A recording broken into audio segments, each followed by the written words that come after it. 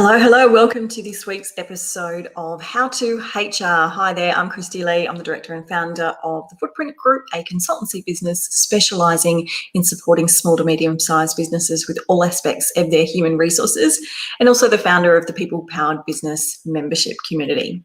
I hope you're doing well. Welcome to episode number 5 of How to HR, our brand new HR series for 2021, which we stream live directly each week into our free Facebook group, HR advice for small businesses in Australia, and also directly to my YouTube channel. So welcome from wherever you're joining us, or if you are catching the replay, I hope you find this valuable. So I hope you're having a great week wherever you are. How to HR, as I said, is our new series for 2021. And each and every Thursday morning, we bring you a special episode. And these are meant to be bite-sized chunks of information that are going to help you implement or learn about one aspect of human resources. And when I say human resources, what I'm really talking about is anything to do with the people that you employ in your business.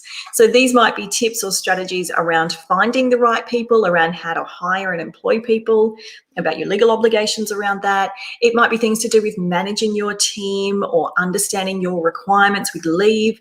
It could be things like employee retention strategies and how to keep the best people together, how to delegate, how to motivate, and ultimately, sometimes we also have to look at how to exit people from our business in the right way. So these series of videos are a snapshot of information that you can take and use each and every week. In today's episode of How to HR, we are talking about how to create KPIs.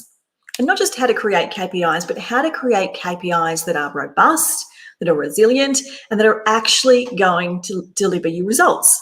So KPIs that are not a total, utter waste of time, in other words. Now, I don't know about you, but if you've been in a role or in a business in the past where you've had KPIs that were a waste of time, that were really just fluffy, that weren't particularly measurable, and that no one actually ever kept an eye on, then you'll know that that wasn't particularly effective in getting things done. And that in itself actually might be stopping you from putting the work in to get KPIs in place in your business. But they are essential. I'm going to share why with you here today. Now, if you are joining us live and you want to drop a comment in, please feel free to do so. If you want to ask any questions as we go along, you'll just need to give Facebook permission for StreamYard to access your details so that I can see who you are. Otherwise, I will just see Facebook user, most likely. So let's dive in. So firstly, what on earth are KPIs? If you haven't heard this term before, let me unpack it for you a little bit. KPI is an acronym. If you've ever heard me speak before, you know I'm quite fond of an acronym, so I do quite like them, but KPI is a really common one. It stands for Key Performance Indicators. Now, these are also sometimes referred to as key success criteria or key result areas. So there's a few different terms, but KPI is the most commonly used term. So it's a key performance indicator. Effectively, what it is, it's a tool by which we measure performance. It's a measurable element by which we look at how a particular employee is performing against that measurement. Now, KPIs need to be used at the employee level, but they're also quite commonly used at the team and the organisational level. At the organisational level, you just might call them goals and objectives, but effectively they're the same thing. But what we're talking about here today is KPIs for our individual team members. So we're going to look at the framework for that and why that's important. Now, if you have position descriptions in place in your business, and you would have heard me refer to these as the boss of all HR documents, then you'll know that one of the key elements I recommend you include in your position descriptions are these KPIs. But I know for many employers and leaders and managers, the actual art of constructing a KPI is not something that comes easily. And in all fairness, it's not a particularly easy thing to do sometimes.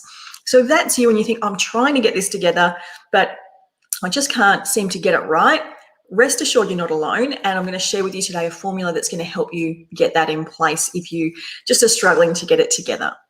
So when we say KPI, as I said, we're talking about something that we're measuring, a measurable thing that we're looking at through which we're assessing how well someone is performing in their position. So why are KPIs so important? Put simply, if you can't measure something, you can't manage it. I think that's a quote by Peter Drucker. So if we are not measuring something, how can we manage it?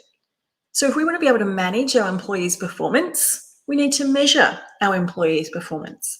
And our KPIs are the vehicle by which we do this. So they are really important from our ability as leaders and managers to manage performance. Have you been in a situation where you've had an employee who's not performing particularly well, but you couldn't quite put your finger on what exactly was going on? Or you had nothing documented to go back to and say, this is what you're not doing well. Makes it really difficult to have those conversations, doesn't it? Your KPIs are your tool for those conversations. It's your tool to say, this is what was expected and this is how you're not achieving that. Fundamentally, the people that work for us want only a couple of key things from us at the very base level. They want to know what we expect from them, and they want to know how they're performing against those expectations. And thirdly, they want to know what the future holds for them. But if we focus on just points 1 and 2 there, what do we expect from them and how are they going against those expectations? A well-written, structured KPI, in fact, a group of well-written, structured KPIs, gives the employee those 2 pieces of information. Now, I'm not sure about you, but if I knew that by putting in place one simple strategy into each and every employee's role, i.e. KPIs, that by doing that, I would be fulfilling some of the fundamental things my team want from me, I think I'd look into that.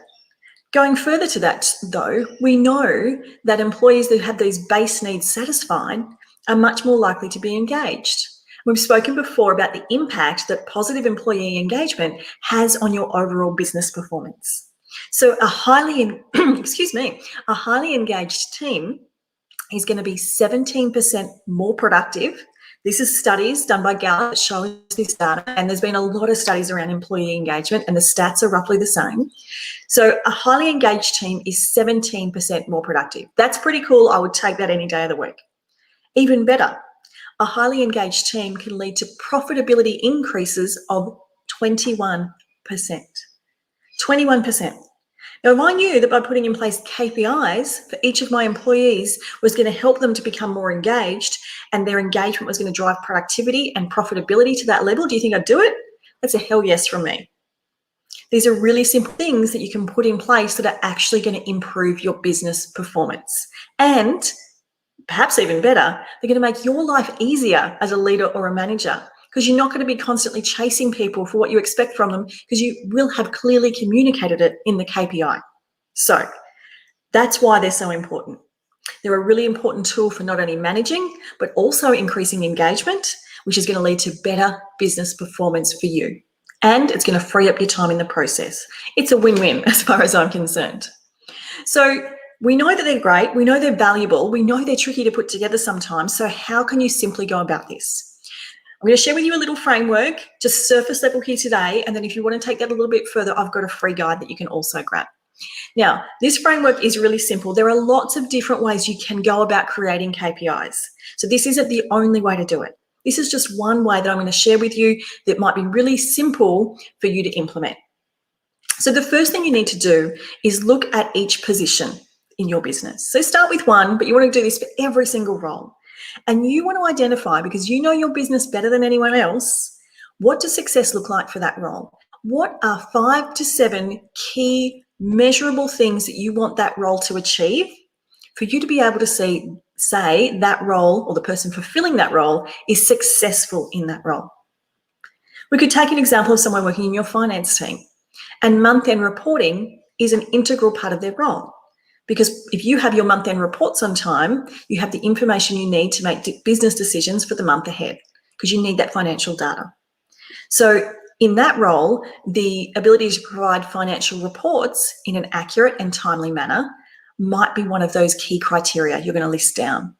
Now, that's not a KPI yet. We're going to work on that becoming a KPI, but it could be a number of other things. In a customer service role, improving customer retention might be one of the key objectives of that role.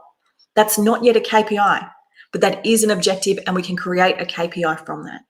So at the base level, I want you to think about 5 to 7 objectives of the position through which you want to measure that position's success. Now, in terms of the time for these objectives, it doesn't matter. These could be weekly, monthly tasks, quarterly objectives, year-long project objectives. The timing is entirely dependent on the role in your business. So don't get too tied up into, are we looking at objectives for this month or this year?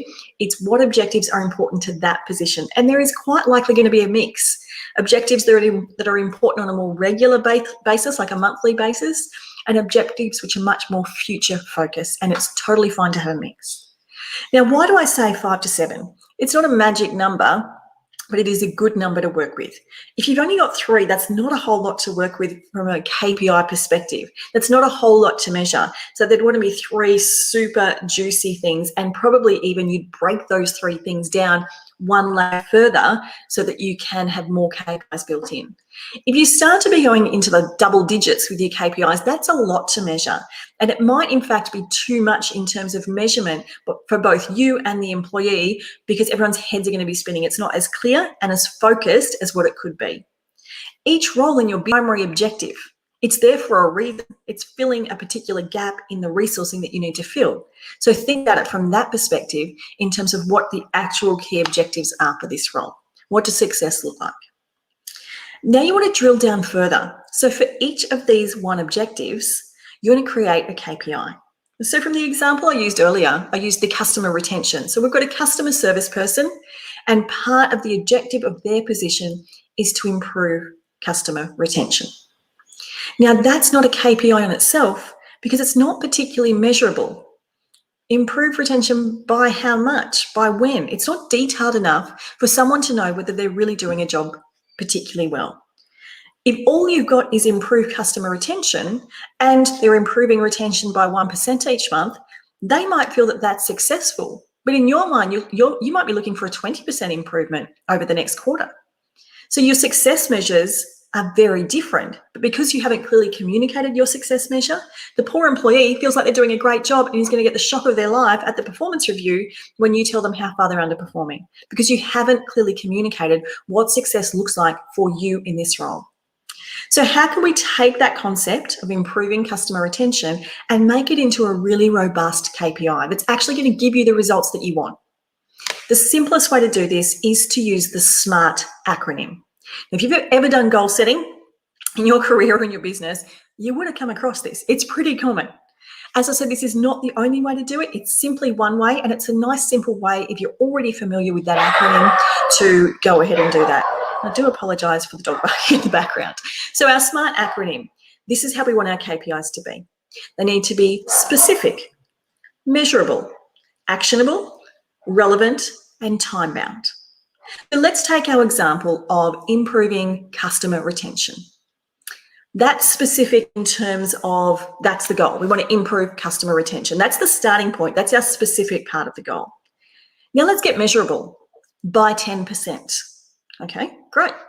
Now what action does that person need to take in order to improve customer retention by 10%? Perhaps it's by implementing monthly check-in calls with every customer to ensure that they're not struggling with anything and they're getting the service they're looking for. So improve customer retention by 10% through booking monthly check-in calls with customers. Now, how is this relevant? This is where it's really important. When we're talking about relevance, I want you to look at tying it in to a bigger organizational objective. Perhaps even one of your company values, if you can.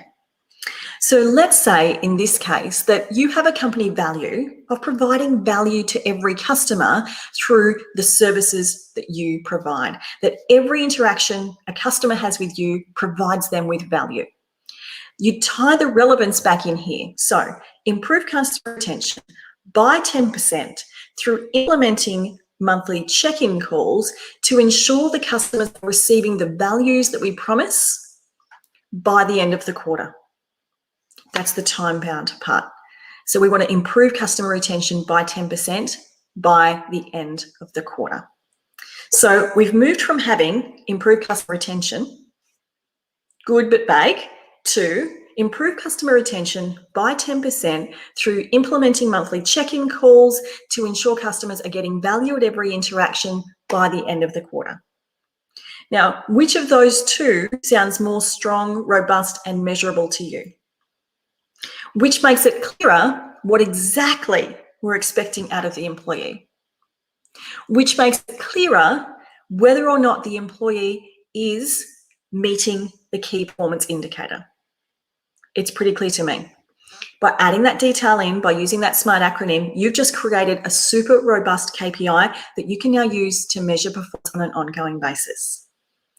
Now, the secret tip I have for you here comes down to that point of relevance that I discussed.